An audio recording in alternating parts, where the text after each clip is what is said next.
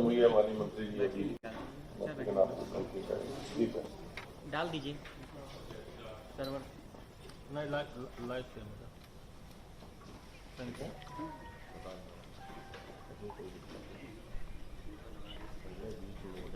एक मिनट के लिए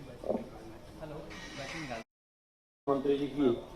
हेलो अध्यक्षता में मंत्रिमंडल परिषद के द्वारा ये कैबिनेट की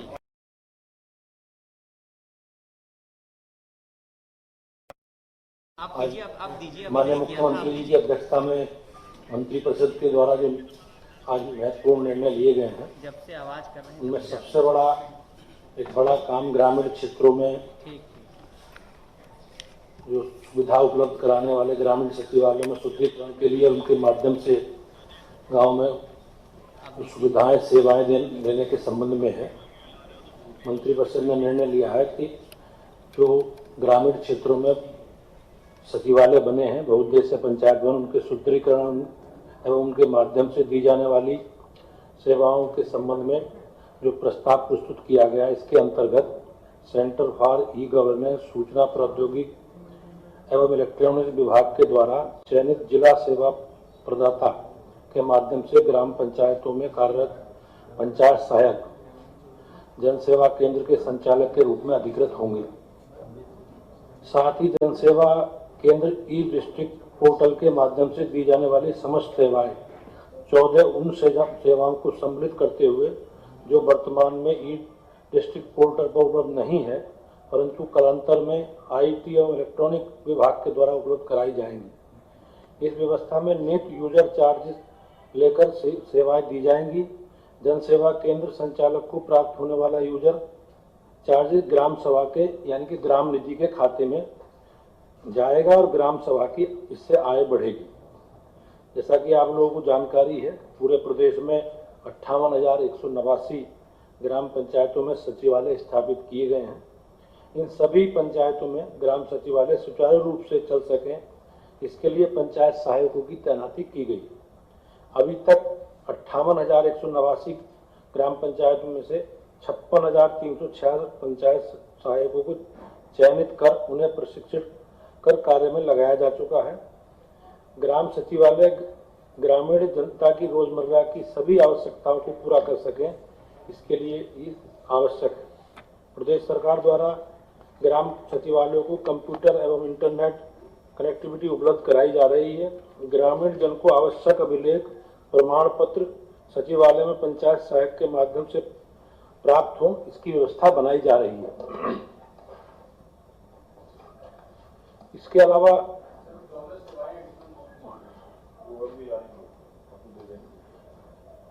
अलावा दूसरा हमारे विभाग का प्रस्ताव था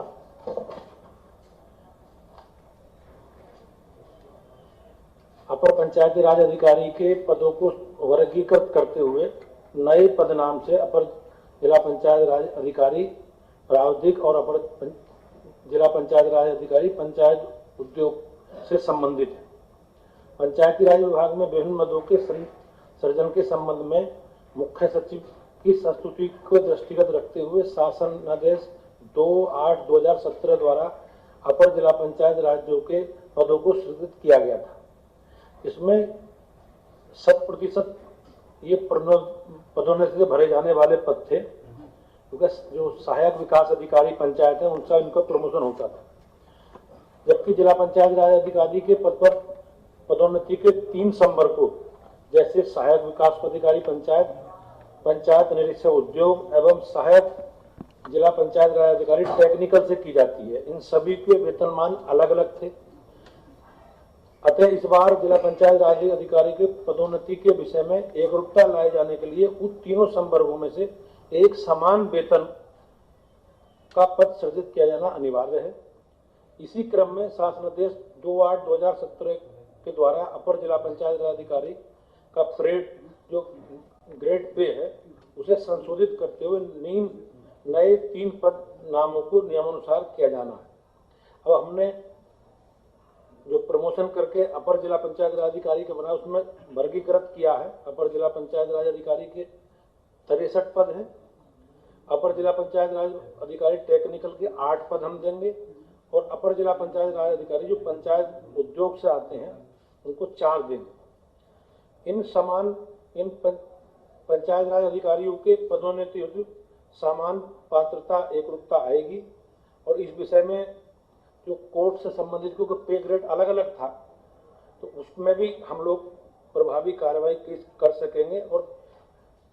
इस विषय में शासनादेश निर्गत होने के पश्चात तदनुसार जिला पंचायत राज अधिकारी की नियमावली में यथा आवश्यक संशोधन तथा अपर जिला पंचायत राज अधिकारी की नियमावली बनाने की कार्रवाई सरकार करेगी।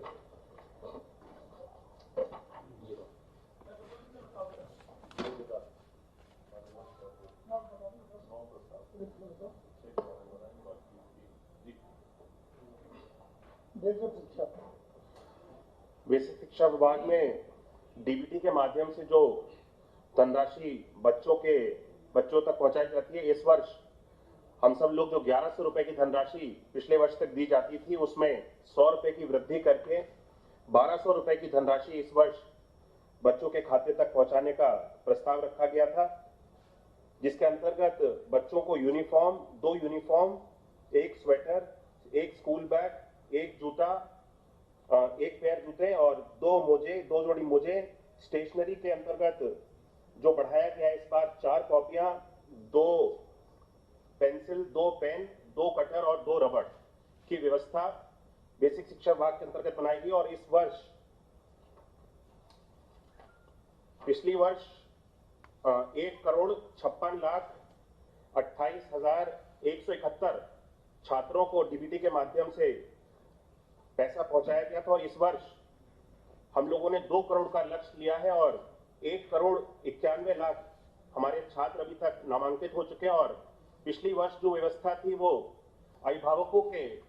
आधार को वेरीफाई किया गया था, उनके खातों में पैसों को पहुंचाया गया था। इस वर्ष हम सब लोगों ने छात्रों को भी उनके आधार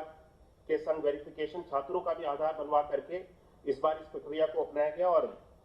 इस वर्ष 2,225.60 करोड़ रुपए की धनराशि डीबीटी के माध्यम से छात्रों तक पहुंचाने की व्यवस्था बनाई गई। 2,225.60 करोड़ रुपए की धनराशि डीबीटी के माध्यम से छात्रों के खातों तक पहुंचाई जाएगी।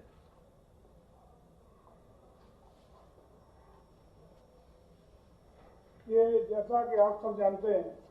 हम लोग जैसा कि आप हमारे सबके संज्ञान में हैं कि हम लोग पूरे देश में आज़ादी का अमृत महोत्सव कार्यक्रम बहुत ही धूमधाम से व्यापक तरीके से मनाने का काम कर रहे हैं। उत्तर प्रदेश में लगभग 4.5 करोड़ झंडों का हर घर तिरंगा कार्यक्रम के अंतर्गत फहराने का लक्ष्य हम लोगों ने तय किया है। उसमें से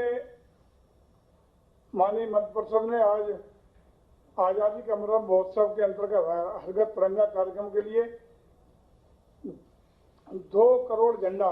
एमएसएमई के माध्यम से क्रय किए जाने के लिए धनराशि की व्यवस्था के विषय पंचायती राज विभाग और नगर विकास विभाग से प्रस्ताव का अनुमोदन करने का काम किया है। पंचायती राज विभाग के तहत आज़ादी के इस अमृत महोत्सव के अंतर्गत एमएसएमई विभाग द्वारा किए जा रहे 2 करोड़ राष्ट्रीय ध्वजों में से 75% अर्थात 1.5 करोड़ राष्ट्रीय ध्वजों का भुगतान पंचायती राज विभाग द्वारा राज्य वित्त आयोग के अनुदान से किए जाने का प्रस्ताव है। प्रति राष्ट्रीय ध्वज की लागत 20 रुपया मानते हुए इस खरीद के लिए 30 करोड़ रुपए की आवश्यकता होगी। वित्त विभाग द्वारा जुलाई माह में प्राप्त होने वाली 6 करोड़ कुल राशि का 6 करोड़ रुपए के अनुमानित राशि, इसमें से 30 करोड़ रुपए प्रस्तावित कार्य के लिए पंचायती राज निदेशालय स्तर पर रोककर शेष धनराशि 15-15-70 के अनुपात में जिला पंचायत, क्षेत्र पंचायत और ग्राम पंचायत को अवमुक्त की जाएगी। धनराशि पंचायती राज निदेशालय द्वारा एमएसएमई विभाग द्वारा निर्दिष्ट शासकीय संस्था को उपलब्ध कराया जाएगा। इसी प्रकार नगर विकास विभाग के तहत जो प्रस्ताव आज माननीय मंत्रि परिषद द्वारा किया गया है हर घर झंडा हर घर तिरंगा कार्यक्रम के लिए, उसमें नगरीय क्षेत्रों में राष्ट्रीय ध्वजों की उपलब्धता सुनिश्चित कराने के उद्देश्य से आवश्यक धनराशि की व्यवस्था नगर निकाय को राज्य वित्त आयोग से प्राप्त हो रही धनराशि से जनसंख्या के आधार पर समानुपातिक रूप से कटौती करते हुए सुनिश्चित की जाएगी। 10 करोड़ रुपए की यह राशि जो 50,000 झंडे के हिस्से में आएंगे, उस 50 लाख उसके 10 करोड़ रुपए की 20 रुपए की दर से यह धनराशि एमएसएमई विभाग को वास्तविक व्यय के आधार पर निदेशक नगरीय विकास द्वारा उपलब्ध कराई जाएगी। इस एक नामित गाइडलाइन संस्था द्वारा ध्वज तैयार करने के लिए दिए गए निर्देशों का पूर्ण रूपेण अनुपालन सुनिश्चित किया जाएगा। इस प्रकार से व्यवस्था की गई है ताकि धूमधाम के साथ उत्तर प्रदेश में 4.5 करोड़ झंडे का जो लक्ष्य हम लोगों ने हर घर झंडा फहराने का तय किया है उसको पहुंचा करके एक जन आंदोलन के रूप में उत्तर प्रदेश में आजादी के महोत्सव को मनाने का हम लोग कार्य पूरा कर सके, ये व्यवस्था सुनिश्चित की गई है।